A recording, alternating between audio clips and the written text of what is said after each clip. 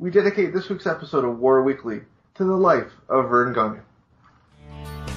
For more than 4 decades, Verne Gagne was a legendary wrestler and promoter, and an instrumental figure in the expansion of sports entertainment.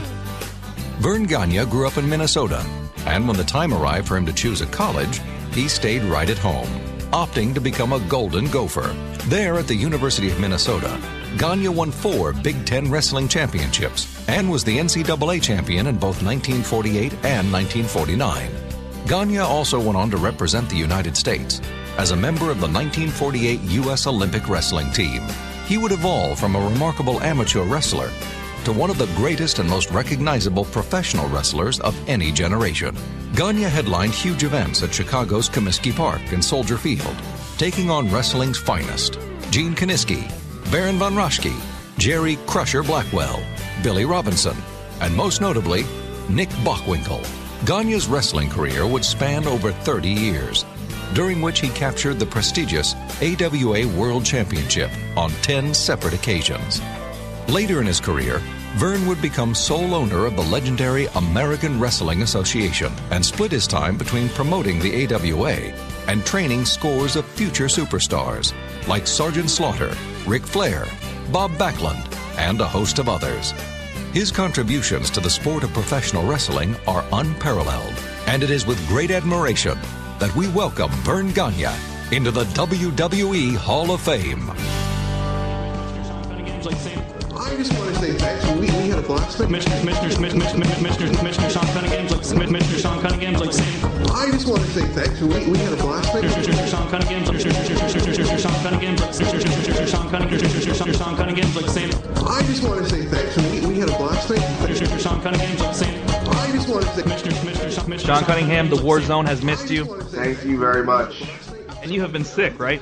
I have been ill. I had a bit of a cold or flu or something going on for a couple weeks there and was not in the most pleasant of places and a lot of pain, but we're over that now. The passing of Verne Gagne. It's a very short list of guys that have had a greater impact on the professional wrestling business over the last 100 years. Your memories, first of all, Sean, I know that you kind of, growing up, you were able to see a little bit of AWA. Was it on ESPN at the time? It was on ESPN in the U.S. and TSN here would air it like almost once a month. We'd get to see like an hour. And it was almost, I think that was almost the end of the territory at that time. It was like the late 80s and early 90s when we got to see it. And they'd be in this little arena and they looked like they'd have about 2,000 people there. But it was guys going out there wrestling and trying to build something that resembled characters, but it looked like it was something out of the 70s. What year would this have been? I want to say like 1989 or 1990, right before the territory ended. And were they showing current stuff? Do you know? I know you were a kid and everything, but like, were they showing current stuff, or was it some more classic stuff from the early 80s, or what was it that you were seeing there on ESPN? No, I was seeing the current, the last days of the current product. You saw the end of Baron von Raschke to a point. You saw the early days of a wrestler called the Trooper who went on to become the Patriot. Paul Diamond, who went to WWF to become Kato. Yeah, I love Paul Diamond. At that time. Who else was there? A lot of...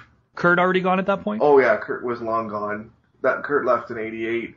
I've seen a lot of the older stuff since then of AW, and I thought it was, looking back on some of the older stuff, it was just, to me, it was a fun product, and they just got it. You look at the boom period of the 80s for the WWF, you look at that golden era of the Gene Okerlunds and the Hulk Hogans and the Ricky Steamboats. You can just keep going. Piper. He was the guy that seasoned you before you went to Vince, although he didn't really want it to be that way. Everybody knows this. I don't know how many people know the story of what happened with Hulk Hogan and why he left WWF in the first place. Vince Sr. was, there was a series of letters that were coming from Sylvester Stallone that he was originally ignoring. And then when it finally was like some telegram from some delivery service to see that they were serious, it was Hulk went to Vince Sr. and said, I'm going to go do this movie. And Vince said, no, you're going to go work for the Crockett. So Hogan quit. And when he was done filming Rocky III, it was Verne and AEW that took full advantage of that and built the Hulkamania character. Bobby Heenan was another guy that was rated from Verne. And you had this unbelievable all-star talent cast of characters in the WWF at that time that made it the huge juggernaut that it is. And up and down that fucking roster of all-star talent, it was all guys that had come from Verne, that Verne had put a lot of time into, and again, a lot of seasoning to get them to where they were. And as a wrestler, it may not be everyone's cup of tea. For me, I absolutely love the Verne Gagne style of wrestling. Just so believable. I mean, he was a legit Olympic wrestler. I think he was NCAA champion. He went to the Olympics. He did everything in amateurs that you could do before going to pro wrestling. And as a babyface promo, you know, the problem with wrestling right now for me, and maybe it's just because I'm out of touch and grumpy old man or whatever, I'm fine with all that. Wrestling is a million times better as a product, and you have so many more directions you can go when your top babyface is actually beloved. You can go to a party, and there's that one guy that everybody loves. Not because he's so loud and he's so bombastic and because he's so cocky and because he gets all the girls. He's a good person. He's a good guy, and it can't be disguised. He just automatically, you see this guy, you hang out with him for a few minutes, and you know, yeah, I like this guy. They don't have baby faces like that in wrestling anymore. WB has none. They had one, and they decided they didn't want to run with him. But Verne was just the ultimate baby face in terms of the crowd universally loved him. Now, Verne as a real person obviously was a complex character. Big ego and maybe a prickly personality. Up and down that list of guys that he trained. His son Greg, and people can say what they want about Greg, but I always thought Greg in the ring was great. I always thought Brunzell was great. I thought they were a fantastic tag team. That's some of my favorite shit, I think, of all time, is, you know, the High Flyers versus Ventura and Adonis. If anybody wants to go back and find that once before WB Network posts it, because they haven't put a lot of it up yet, some of the best pure wrestling you may ever see in a tag team match. And of course, I mean, Ric Flair. And you think about some of the greatest matches in ring in the history of the wrestling business. Anybody that's been around and knows their history is going to probably reference the string of matches, not even just in the 80s. I mean, these guys obviously in the 70s and the early 80s, Ricky Steamboat and Ric Flair, both Verne Gagne trainees. Yeah. You're talking about Gene Anderson. You're talking about Oldie Anderson. You're talking about Dick the Bruiser, Blackjack Mulligan. You're talking about Kurt Hennig, Mr. Perfect. Oh, my gosh. You're talking about Bob Backlund. Brad Rheingans? Yeah. Brad Rheingans. The Boogie Woogie Man, Jimmy Valiant. Oh. You're talking about Baron von Raschke. These are all guys. Bill Irwin. The Iron Sheik. We could name off names for another hour if we wanted to. And his training style, obviously, in those days, very tough. You know, sweat, they'd cry, they'd puke. He would push them to the limit, but the end result and your reward, you know, at the end of that would be that you had the best training of anybody in professional wrestling in North America at that time. You could just go into the WWE and say, yeah, I was trained by Verne Gagne, and they're going to take you more seriously. They know you were trained the right way. You know, same with Stu Hart, obviously. Again, I love watching Verne. He's one of those guys, you see him walk down to the ring, you're just like, who's this unemployed uncle that's walking to the ring here? Yeah, that's what it looks like. But then the second he gets in the ring, you just know this guy's the real deal. He's all business in that ring. And I love that style of wrestling. I love chain wrestling. The shooter, that's what he was. You had mentioned that, you know, you saw sort of the end of the AWA on ESPN at that time, and that it was, you know, pure wrestling. But I think oftentimes it gets overlooked and sort of undervalued. Verne's eye for the sizzle, and Verne's eye for the entertainment, and Verne's eye for those bigger-than-life personalities. Obviously, our condolences here from Wrestling Audio Revolution, myself, the Commissioner, Shotgun Shan. But you mentioned Extreme Rules. Yeah. You were doing the live tweeting, which everybody always appreciates when you do that and spoil the show for them. Hey, that's always fun, some of the responses I get when I do that. I enjoy that thoroughly, and I encourage everybody that hasn't a chance to. It's a fun thing to do. What did you think of the show? What did you think of Extreme Rules? I wasn't overly excited going in. It turned out better than I thought it would, but that's not saying much. Did you forget there was a pay-per-view? I almost did. And to me, the story about Bryan, because that broke about 4 o'clock, a couple hours before they were even going to air. And that was like my trigger. I think I was standing in line at Starbucks of all places. And something comes across on my phone on Twitter about Daniel Bryan not being medically cleared to wrestle tonight. And I kind of went, oh, yeah, that's tonight. And it was one of those things because the product has not been really convincing to me. I came out of WrestleMania so excited. I am so not excited. Right now, a month later, and I'm like, everything I was excited for just went to crap. The only thing that's been able to maintain any kind of build from what they originally did was the one thing I thought was going to fail, and that was John Cena. Yeah, it's funny with the product right now, because I agree, it's been very uninspiring. It's one of those things, it's like if you're watching it from an aerial distance, if you're flying by in a helicopter and sort of looking down on WWE, you can kind of be like, okay, I can see some things that are kind of positive happening right now. Like you say, the John Cena thing has definitely been kind of a fresh new thing. Just the fact that every week, does he do it on SmackDown too, Sean? I don't know. No, he doesn't do it on SmackDown. So just on Raw. Just on Raw. Doing the open challenge and the fact that it can be anybody. It can be a baby face. It can be a heel. I'm kind of looking into the future thinking if you keep this going, you can do something where you bring back a legend that hasn't been seen in a long time for one night. You know what I mean? Yeah, that's exactly what you should do. Do some different things. The fans, obviously, as much as they hate to admit it, they're into this. They're into it. And how can you not be? Because it's a good angle. It's an old school angle. It's just based on a fighting champion that will take on all comers. It's the carnival story from the 1920s. Right, of course. Yep. And John Cena plays it, perfectly. Yeah. So you're getting something different from John. It's not just the same old, same old. And again, you've got a secondary title that already feels a lot more valuable in just a few weeks, or about a month now, I guess, since he's won it. Yeah. That title really does feel like something now. If somebody were to beat John, it would be, okay, damn, this person has got a rocket strapped to them, Now, the Daniel Bryan thing seemed to be off to a good start, at least that first night after Raw. Was that the only time, that first week after WrestleMania, I mean? Yeah. Was that the only time we've seen him in the ring? Yeah. Yeah.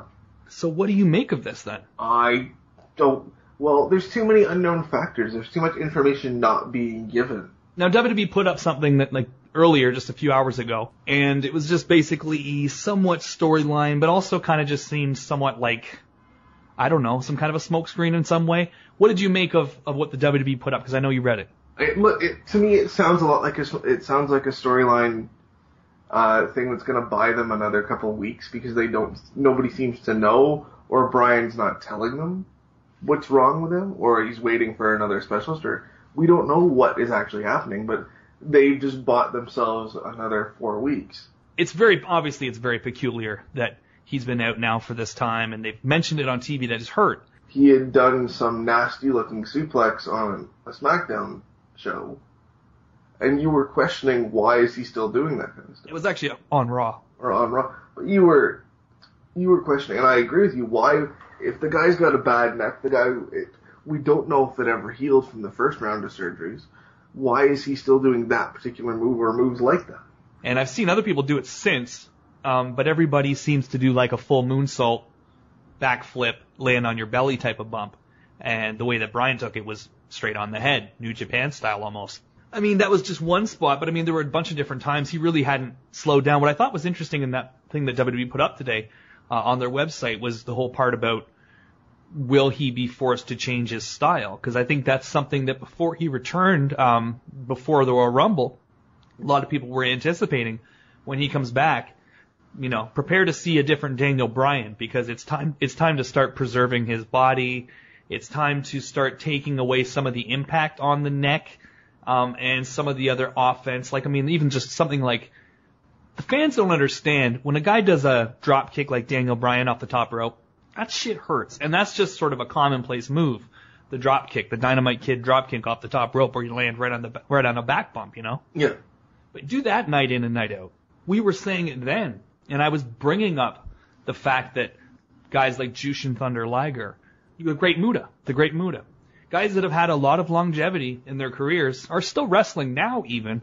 But I mean, in 2009, Keiji Muto was in New Japan as the IWGP champion. You know, he was still around at that time, in there doing high impact stuff. Brian, at this point, I would like to see him go that route because those guys were able to change their style. They were such talented wrestlers. You know, Liger started doing more of the power stuff, more of the power bombs, the brainbuster finish, all that kind of stuff, and less of the somersault from the top rope, to the outside on the concrete stuff. Yeah.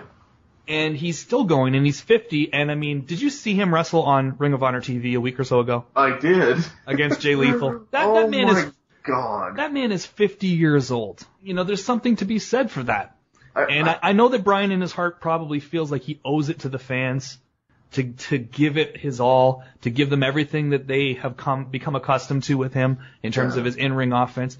But to me, there's nothing entertaining about seeing a guy that I love and respect injuring himself. And not be around as long. That's not entertaining to me. And especially, again, taking the bump on a Raw 3-minute nothing match. Yeah. No one's going to remember that match. If you're going to take a really risky move, and this may sound a little bit sadistic, but I mean, it's the truth. If you're going to take some crazy bump that you have in your head, at the very least, make it at a WrestleMania. Make it at a big, important match. Make it be remembered. Because if you're going to risk your health, risk your life, for God's sakes, look what just happened with Perro Aguayo. If you're going to honestly risk your health and risk your career and risk your life, at least make sure it's something you're going to make a lot of money out of and something that people will remember forever. 100% agree. So there's my little rant, but I mean, I don't want to be hard on the guy. I love him. No. He works his ass off. And that's why we love him. But I look at it and go, he does the headbutt dive through the ropes. Should he be doing that? Maybe not. Probably no. Every night? No.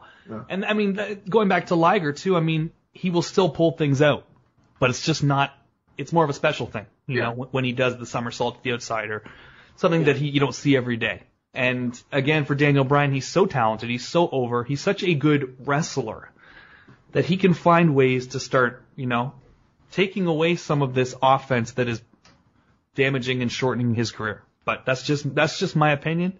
This guy's going to do what he's going to do. Obviously, his philosophy on wrestling is balls to the wall. That's what's got him to the position he's at right now. The story too with Bryan, I mean, everybody remembers he got fired from the Nexus with the choking the Justin Roberts. Yes. The way it really went down was that most people would be absolutely devastated by that. But the bottom line is, Daniel Bryan had already been told by New Japan, we want you.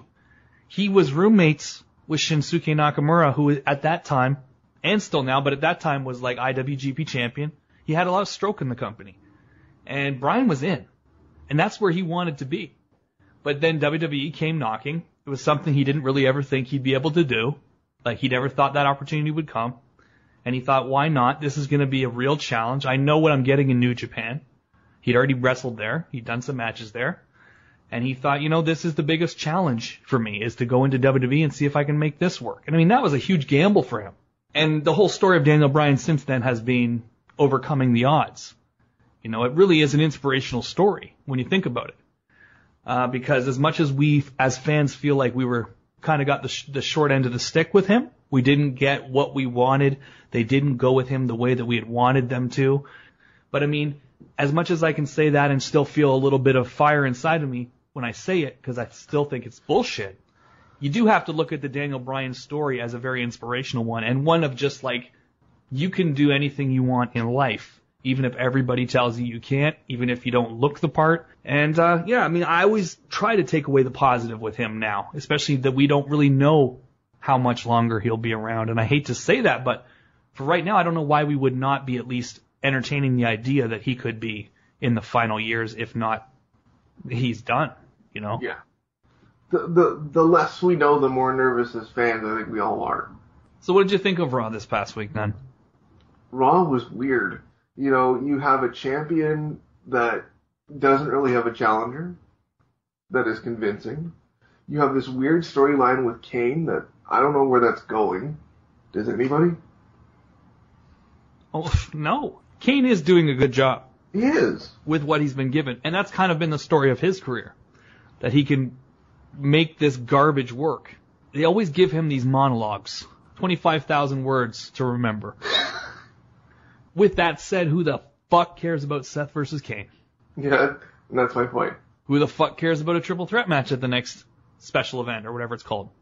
Who the fuck cares about Randy versus Seth again after that last pay-per-view? Did you like that match at Extreme Rules? No, because the finish wrecked it. The finish was so damn stupid. Here's the thing with that. I didn't mind the finish. I thought the finish was actually kind of clever. It was so poorly explained. That's it. Poor communication happening on the company's end with their announcers. Yeah. It just seemed like the announcers had no idea what was going on. Yeah. And I know that they usually have no idea what's going on, but this was different. This was really bad. Speaking of announcers not having any clue what's going on, when are they going to take him off commentary? Can I ask you that? I don't know, dude. I know so many people that love Booker T's commentary. It's bad. Am I Jesse Ventura to think that Vince McMahon might have fed Booker that line? No, because I agree with you.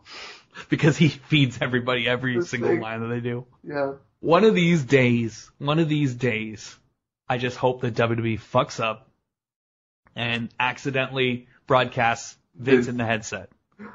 I'm shocked that after all these years, it's never happened. It must happen. It must.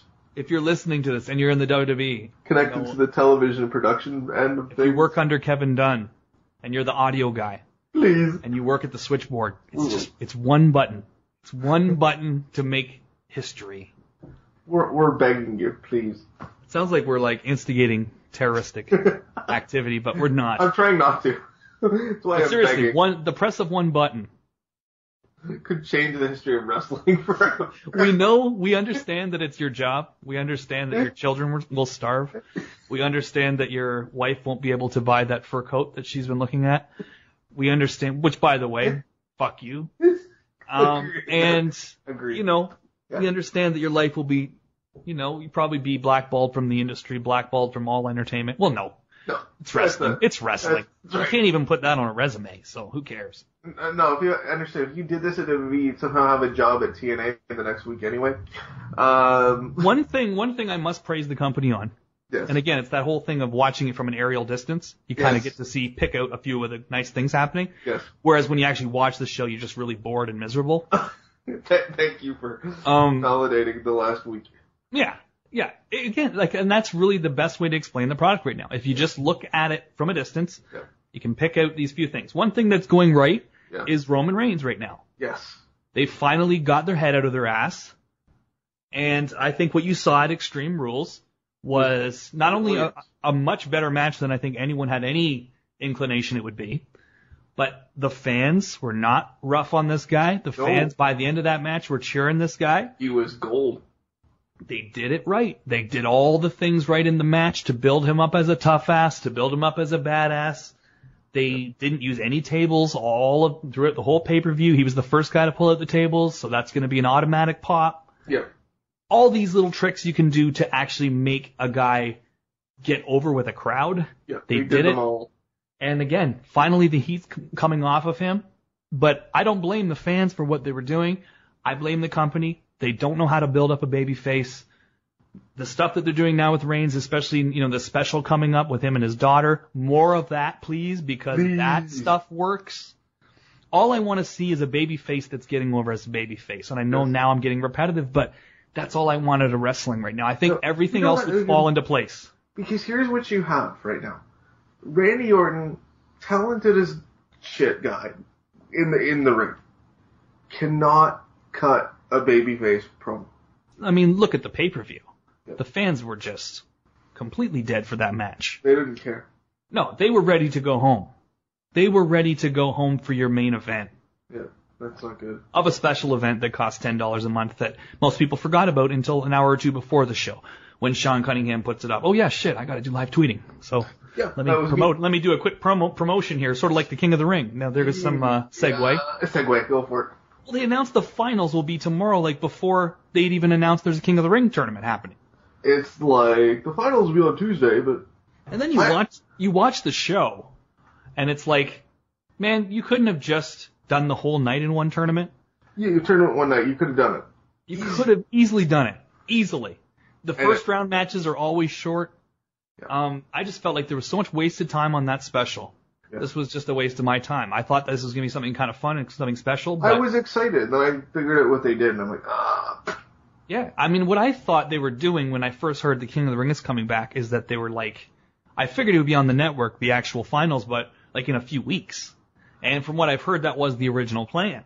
But again, just to be like, King of the Ring's back, it's happening tomorrow, and then it's going to conclude on Tuesday. Okay. And you're trying to suck people in to buy the network. I get it. That's not my complaint. Problem is that a lot of the guys that I thought they had in the tournament, other than Neville, I don't think they were really people cared about. No. They like Ambrose. They really love fucking Ambrose. So they knock him out. The way that tournament was booked, that was for Neville. And almost as a substitute for having no Intercontinental Champion. Because they ended up putting it on Barrett. But I mean, my point is that the King of the Ring tournament, if you want people to get excited and to, tune in the next night and whatever, you got to make sure it's guys that people like. Because, I mean, everybody remembers Mabel and fucking Savio Vega. Everybody remembers the way that felt at the end. Now, this was far from Mabel and Savio Vega in the finals. My point is that you had Dolph in there. People love Dolph. You should have put him in on the special. Yes. You had Ambrose in there. People love Ambrose. You should have put him in the special. R-Truth. I mean, people talked about the New Day and that being racially insensitive and racial stereotypes and all that. I mean, the R-Truth character is worse. Is the worst. It's the worst thing in wrestling right now. And I love Truth. I think he's such a talented guy. Such a talented guy. You give him anything. Give him fucking shit, he turns it into apple butter. But this character was just really, again, setting the racial stereotypes back many generations. So I'm not a fan. But speaking of the New Day. Oh, yes. Because you had said that you thought a heel turn with them would just, with the climate of everything going on in the world right now, you had kind of figured they would go into some kind of a nation of domination, super militant thing, and they did not, but they did turn them heel, which I said they needed to do. And I understood that. Has this not been the most surprising story, though, over the last few weeks since we've done a show, is that the New Day have completely turned it around and are now a really over heel act? Oh, I'm shocked. That you could turn them heel and still have them be the same characters, but that's what you've done. Well, just from a WWE creative standpoint, I think you mean. You don't trust the creative to not go that direction right now. No, I don't think the fans would have done that, but it just, will the WWE, have the restraint to not go that direction right now and get the cheap heat, Yeah, I've never trusted the company not to go for the cheap heat. There's a track record there. But that match at the pay-per-view, that was the match of Extreme Rules. That was so good. And those guys could have used more time, I thought. And I think they proved on that, outing that you can give these guys 20 minutes and they will tear this motherfucker down. And they did. Well, they were given 7 minutes. They were given 7, but that was also, that match was supposed to be on the pre-show and there was the switch. Right, but I still think, come on, you could have given them more time. But any way you look at it, for next match, I think they proved that they can go in there and tear it up. Very few people can on that roster right now. Well, they're 2 or 3 of the most athletic guys you have. It looks as though WWE is going to go with your booking idea. Oh, good. Not good. Horrible. Terrible. Just absolutely appalling to me. The reports are out this week that Lana will become the new female face of the WWE.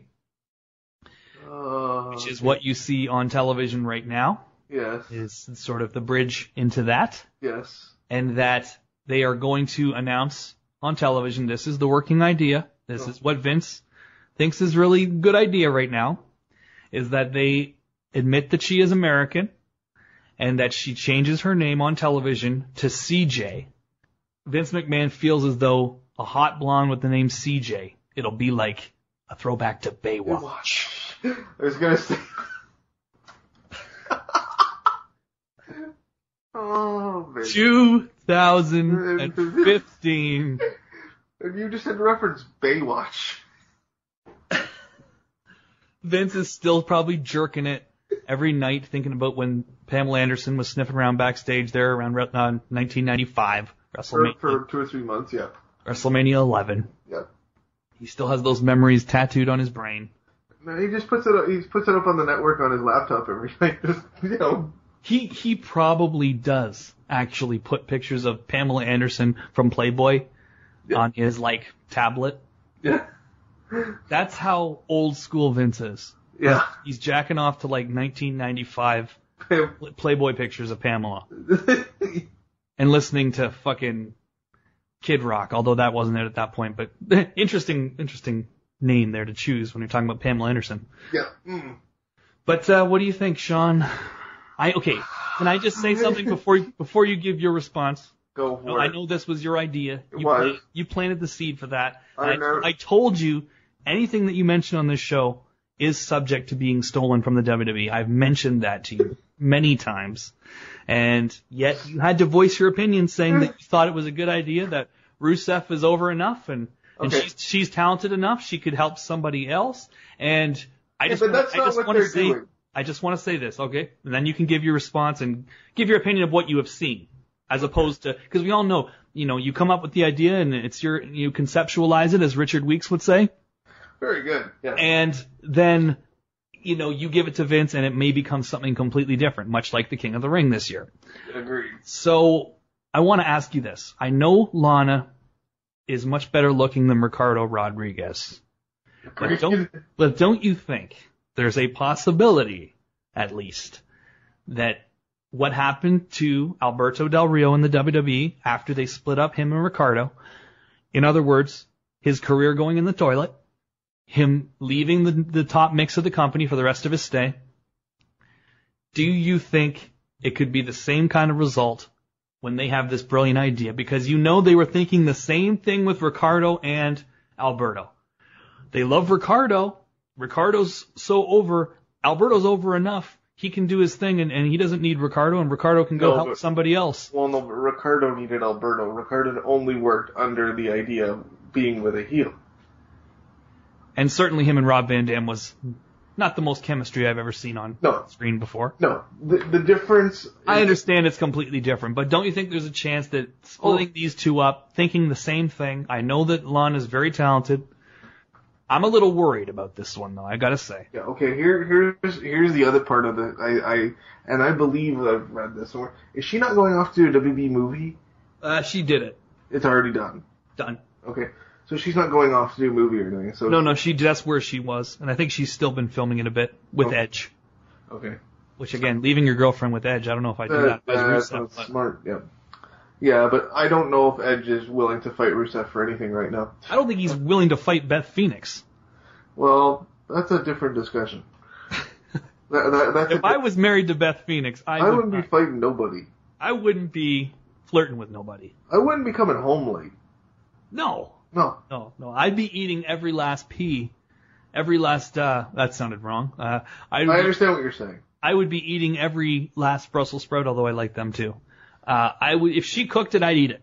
Yeah, but is she still in the same shape that she was in when she was with WWE though? I haven't seen her in a while. No, I didn't either. That's why I asked that. She doesn't call like she used to. Oh, that's good to know. Your wife will be happy to know that. Yes. She will.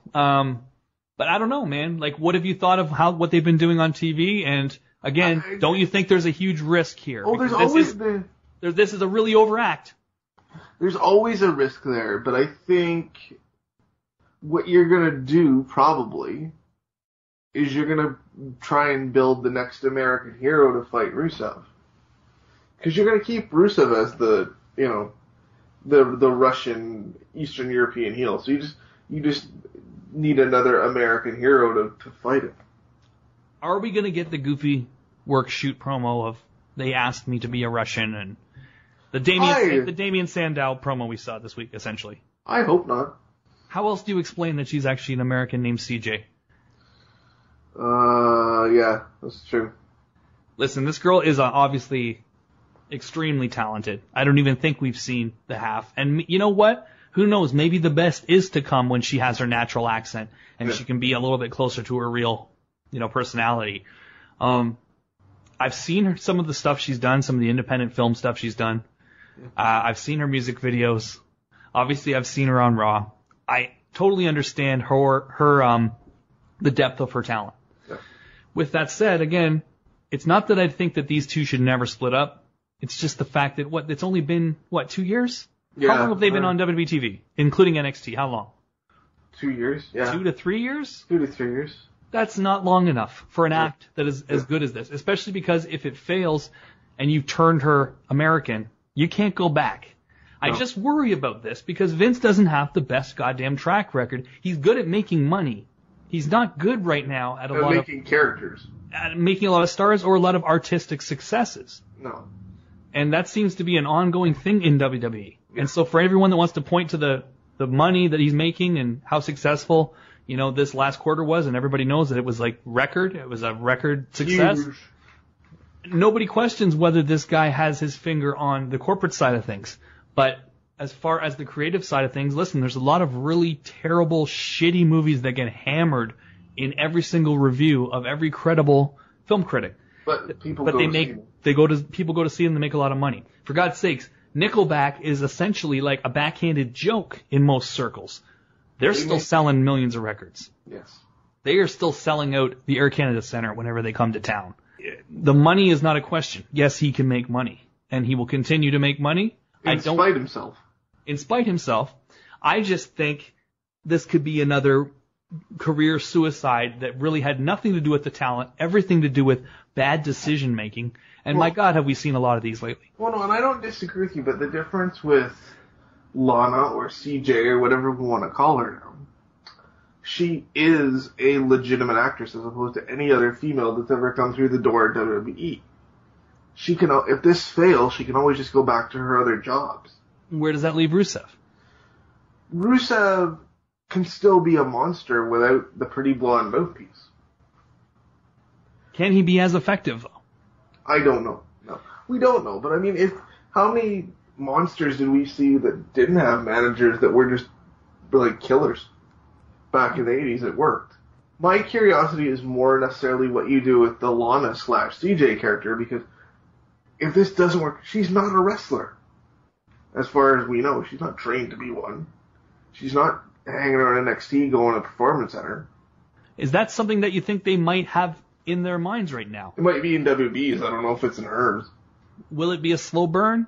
It doesn't really feel that way on TV. No, because they even did something at Extreme Rules where the fans started to chant for her in the middle of the Rusev match. And she got up on the apron and waved and acknowledged the fans. And Rusev lost his crap and sent her back. Before we get out of here, Verne Gagne, obviously rest in peace. The legendary Benny King passed away. What song, Sean, do we go out with? Do we go out with everybody's favorite? I think we should. Is this one of the greatest songs of all time? Yes. One of the best tunes of all time? Is that fair to say, people? I think that is totally fair to say. One of those songs I learned how to sing at a very young age. And I think we all did. All right, so from myself, the Commissioner Sean Cunningham, peace, love, Seanzy, tell him the rest. Wrestling Audio Revolution is the only light we'll see.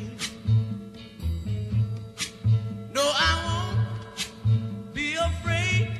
Oh, I won't be afraid. Just as long as you stand by me. So darling, stand by me. Oh, stand by me. Oh, stand by me. Stand by me. It's the sky that we look upon should tumble and fall, or the mountain should crumble to the sea. I won't cry, no, I won't shed a tear.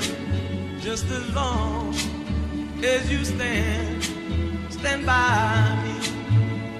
And darling, stand by me. Oh, stand